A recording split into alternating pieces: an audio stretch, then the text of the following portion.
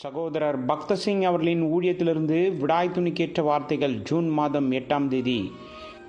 நீங்கள் என்னை தெரிந்து கொள்ளவில்லை, நான் உங்களை தெரிந்து கொண்டேன். நீங்கள் என் நாமத்தினாலே பிதாவை கேட்டுக்கொள்வது எதுவோ அதை அவர் உங்களுக்கு கொடுக்கத்தக்கதாக நீங்கள் போய் கனி கொடுக்கும்படி, உங்கள் கனி நிலைத்திருக்கும்படிக்கும் நான் உங்களை ஏற்படுத்தினேன். யோவான் சுவிசேஷம் 15வது அதிகாரம் 16வது வசனம்.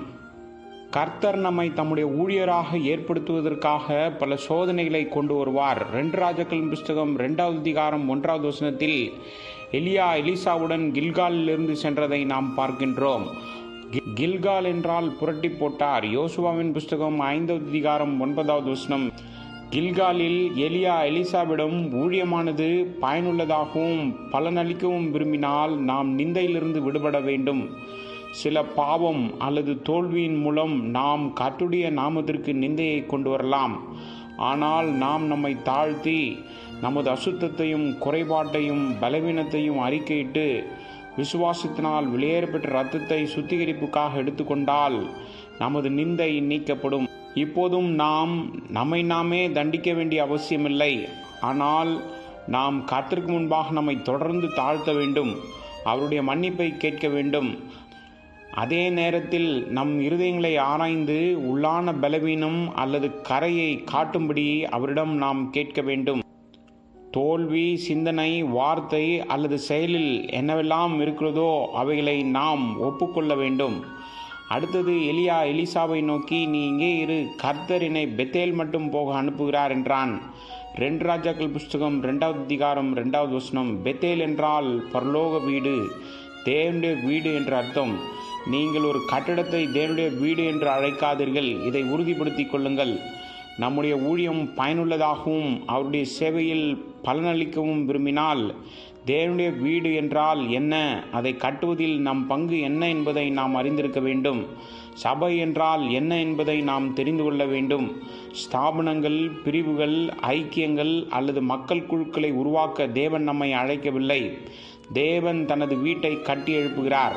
1 பேதுரு புஸ்தகம் 2வது அதிகாரம் 5வது வசனத்தின்படி அவர் ஒரு ஆவிக்குரிய வீட்டை விரும்புகிறார். கிறிஸ்துவின் இரத்தத்தால் ஜீவனுள்ள கற்களாக நாம் மாறுகிறோம். இதுவே நம்மை கொண்டு தேவன் கட்ட விரும்பும் ஆவிக்குரிய மாளிகையாகும். எபேசியருக்கு நிருபம் 2வது அதிகாரம் 20 மற்றும் 22வது வசனம் வரை. மேலும் எபிரேயருக்கு நிருபம் 3வது அதிகாரம் 6வது வசனத்தில் அந்த வீடு அவருடைய வாசஸ்தலமாக இருக்கிறது. அவருடைய வீடு தேவ திட்டத்தின்படியும் தேவகுமாரனாகிய இயேசு கிறிஸ்து என்ற கன்மலையின் அடித்தளத்தின் மீது கட்டப்பட வேண்டியது அவசியம். கர்த்தராகிய இயேசு கிறிஸ்துவின் தலைமைத்துவத்தின் கீழ் நாம் அவருடைய உடன் வேலையாட்களாக அவருடைய சபையை கட்டி எழுப்பலாம்.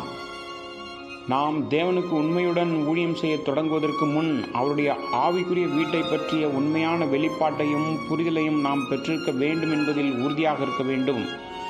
சபை என்றால் உண்மையில் என்ன, அது பற்றிய தேவனுடைய எண்ணங்கள் மற்றும் நோக்கம் என்ன என்பதை புரிந்து கொள்ள பல மாதங்கள் மற்றும் ஆண்டுகள் ஆகலாம். எங்கே சமாதானம் இருக்கிறதோ அங்கே அவர் வாசம் செய்ய விரும்புகிறார். நமது ஊழியத்தின் மூலம் சபை கட்டி எழுப்பப்படாவிட்டால் நமது ஊழியம் தேவனுடைய பார்வையில் மரம், வைக்கோல் மற்றும் புல் போன்றவை. இவை முற்றிலும் வீணாகும். தேவனுடைய ஆலயத்தை கட்டுவதில் நம்முடைய உண்மையான பங்கை எப்படி எடுத்துக்கொள்வது என்பதை நாம் கற்றுக்கொள்ள வேண்டும். தீர்க்கதரிசியின் புத்திரர்கள் எலிசாவின் சிநேகிதர்கள். ஆனால் அவர்கள் எலிசாவை அதைரியப்படுத்தினார்கள் என்பதை 2 ராஜாக்களின் புஸ்தகம் 2வது அதிகாரம் 3வது வசனத்தில் பார்க்கிறோம்.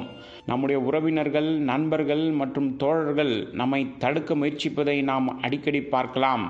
நாம் உண்மையிலேயே அவருடைய அழைப்புக்கு கீழ்ப்படிந்து முழு மனதுடன் தேவனுக்கும் அவருடைய வீட்டின் நன்மைக்காகவும் ஊழியம் செய்ய விரும்பினால் மாம்சமான உறவுகளிலிருந்து நாம் நம்மை பிரித்து வைக்க வேண்டும்.